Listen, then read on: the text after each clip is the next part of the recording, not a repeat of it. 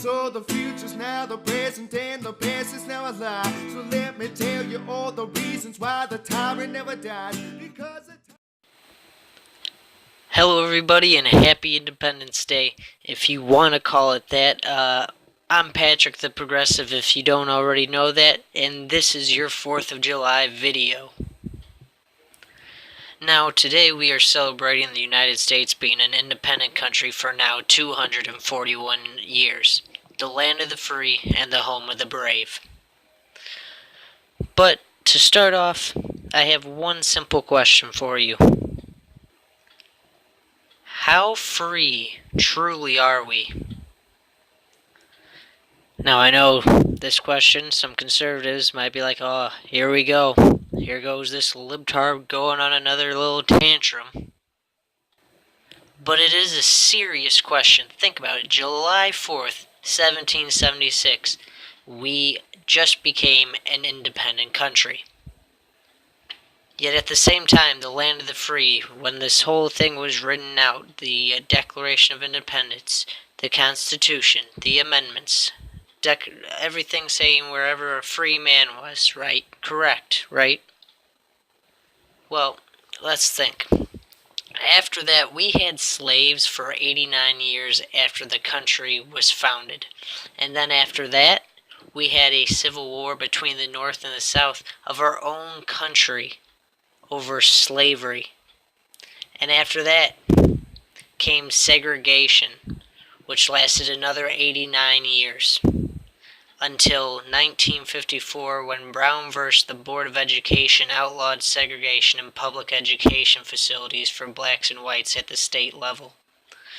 It was another 10 years until the Civil Rights Act ended all state and local segregation.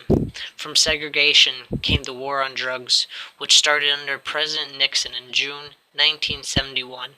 And now, since the war on drugs, we have been seeing more and more of the private prison industries booming and thriving, the populations going through the roof, and even when they don't have the full populations, they're still getting taxpayer money. They have laws written up, or deals, not laws, sorry, written up within state governments.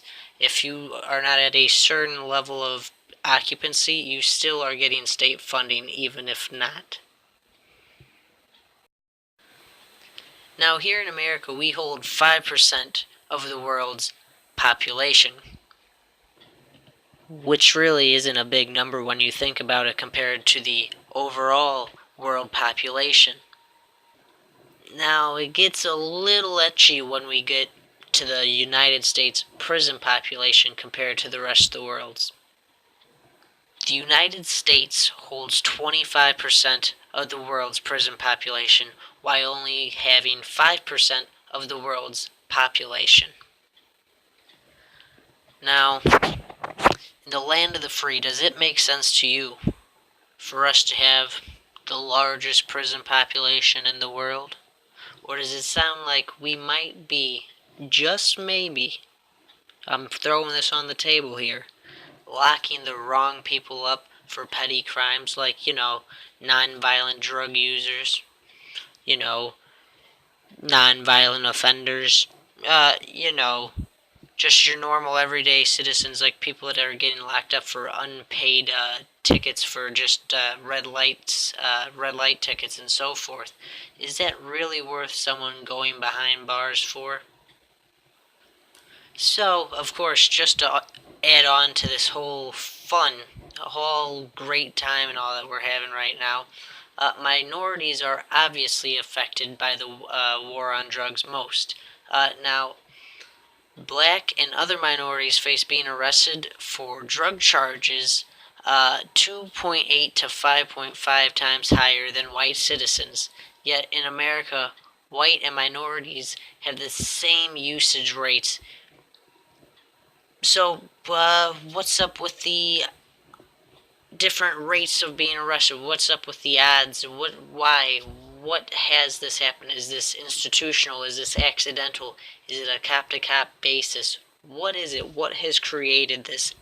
What has broken this system down to the state that we are currently seeing it in?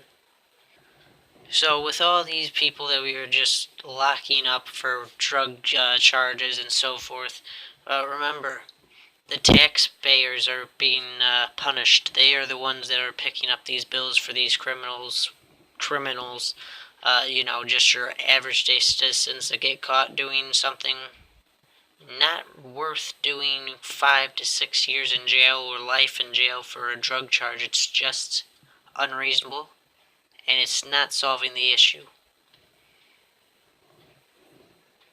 So, you know how much taxpayers are picking up? The yearly estimate for the prison system through the taxpayers' pockets is $69 billion. So that's $69 billion just to the private prison complex. Yet we are told we don't have money to repair our roads or have universal health care or, take care of our veterans and so forth. Is this really freedom for Americans or the minorities in America? Is this what soldiers are going and fighting for and dying for? Because if that is, I think we have the definition of freedom completely messed up. Now let's barrel roll into some other little statistics and facts here about the prison population. And we'll talk about the United States population by race as well, so we can see if it all matches up, and maybe over this whole video we'll find out, hey, maybe we got the same amount of people in jail as whites and blacks and all across the board. Maybe we're just all crazy. Maybe that's what we'll find out.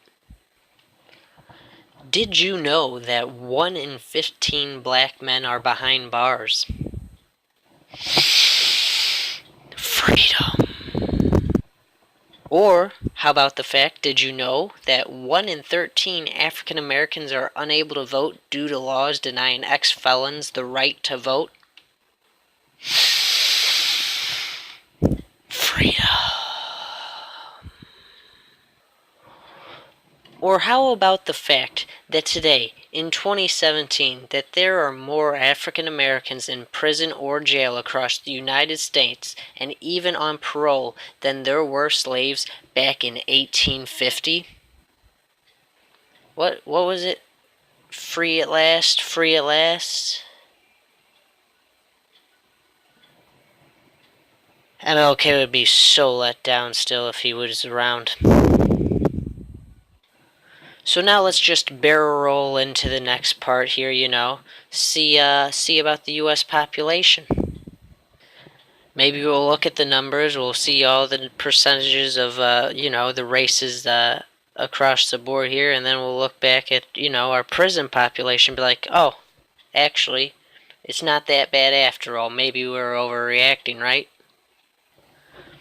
So, let's start off with what some would call, some alt-righters and Trumpers of the world would probably call the superior race. The white population in America is 63%. And then following that at 17% is Hispanics.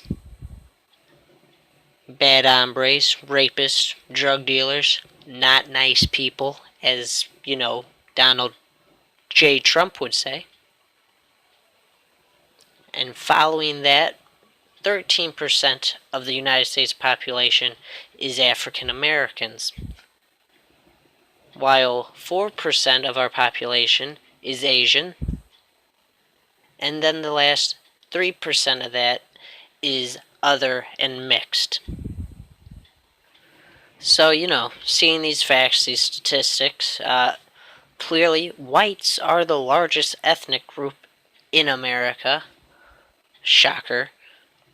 But yet, in state prisons, African Americans are incarcerated at 5.1 times the rate of whites.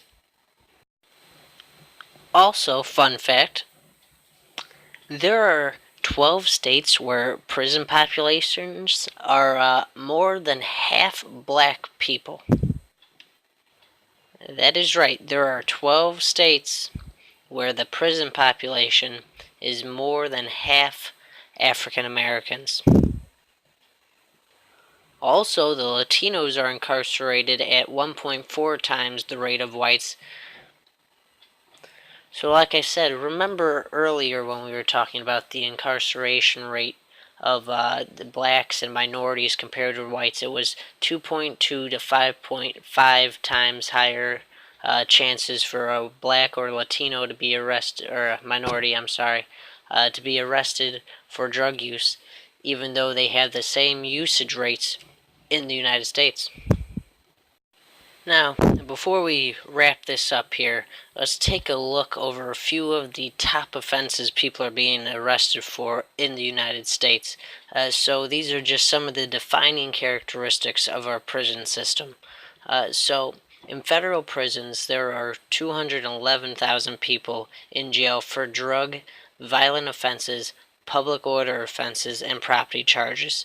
There are 105,000 people in jail for drug use, non-violent drug use, just doing their own thing on their own time, and they got busted and now they're doing time. While there are 15,000 people for violent charges. Did you hear that? Let me repeat myself real fast here. We have 105,000 non-violent drug offenders in our prison systems, and only 15,000 violent offenders in our system. We are literally locking up more non-violent drug offenders than actual criminals, violent rapists, murderers, and burglars, robbers, all of that. We are ignoring that issue and focusing on little petty crimes such as drug use. Did you know that the annual bill that United States taxpayers are picking up in order to help fight the war on drugs is estimated to be $36 billion according to the Drug Sense report? That's right. Your money is paying to screw over the wrong people and lock them up. Meanwhile, some axe murder, either getting half the time of them, or just getting away for being, crazy. They'll call themselves out of I'm a lunatic. So, the war on drugs is just another failure, just like the war on terror has been. So, for this 4th of July, ask yourself what freedom really is.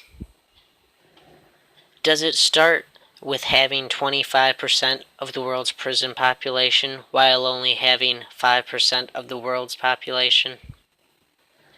Does it start by locking people up just trying to smoke a joint at the end of the day to relax after a hard day of work? Is freedom ripping families apart because someone missed their date to renew their visa and might have honestly made a mistake of forgetting? Because to me, none of that sounds like freedom, and I think it's time for us to recover that freedom and put it back and make it mean something. I'm Patrick the Progressive. Please make sure to follow my Instagram page. Join me and follow me on my Patreon account. Become a member. Get exclusive content like this video. If you are seeing this is our first exclusive video. We will be uploading this here. So thank you for joining us. Have a great Independence Day, everybody. And remember, what is freedom? And so the future's now the present and the past is now a lie. So let me tell you all the reasons why the tyrant never died. Because